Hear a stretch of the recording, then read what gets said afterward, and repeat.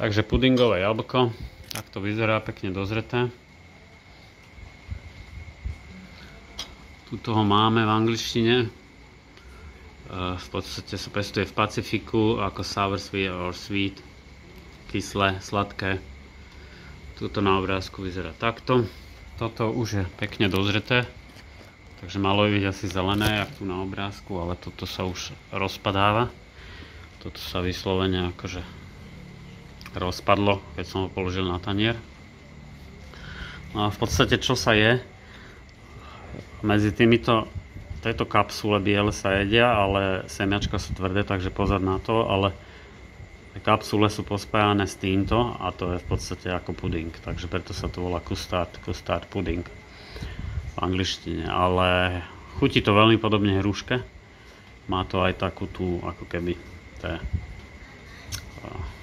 pieskovú štruktúru, ale to záleží aj od hrušky, aká je hruška, samozrejme. No, toto má takú pieskovú štruktúru a je to ako puding a je to v pohode.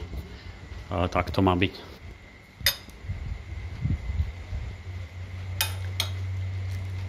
Hruška. Trošku sladšia, trošku špeciálna chuť hrušky. Takže určite vyskúšajte.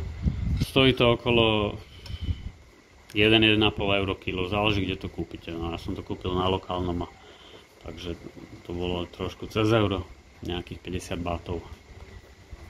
Kapsule.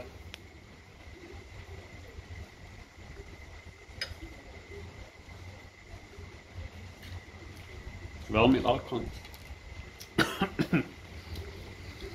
Semiačka sa veľmi ľahko oddelia.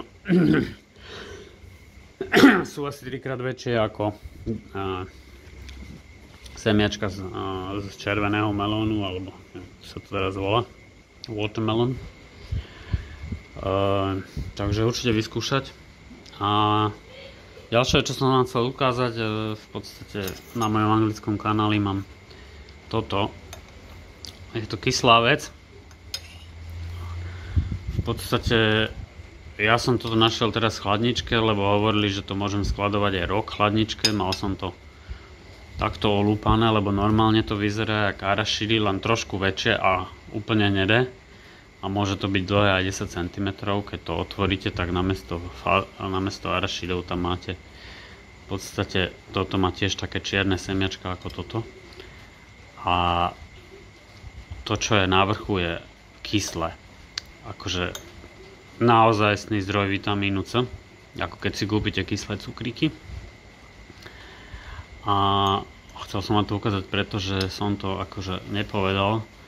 Mám to asi len v angličtine video, možno je to aj angličtina so slovenčinou.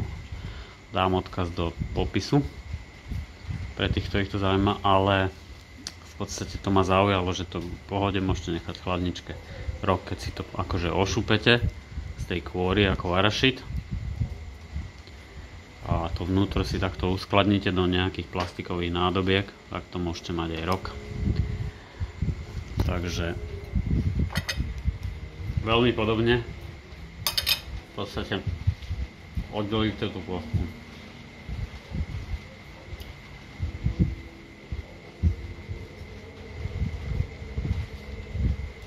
Je to drahšie, kôstka je väčšia, veľmi tvrdá, pozorne. Aj to vyslovene ako vitamínová bomba. Naozaj kyslé. Ale dobre, namiesto cukríkov. A vidíte, kôska je trošku väčšia.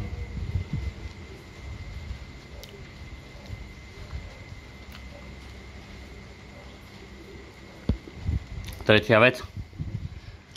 Veľmi zaujímavá. V Ázii. Keď vidíte peanuts, keď vidíte arašidy na trhu, na ulici predávať, ktoré arašidy sú skoro vždy varené.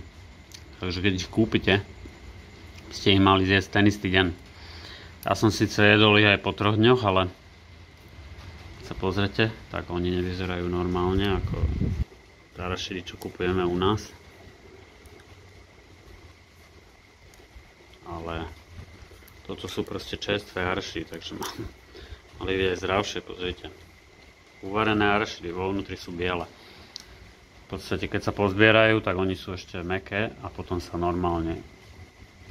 ich normálne len uvaria. Takže ďalšia taká zaujímavosť. Pozor na to, nebuďte prekvapení. Arašídy sú varené. Ďakujem za pozornosť. Ak by ste odberali, tak by to pomohlo, ale je to na vás. Majte sa.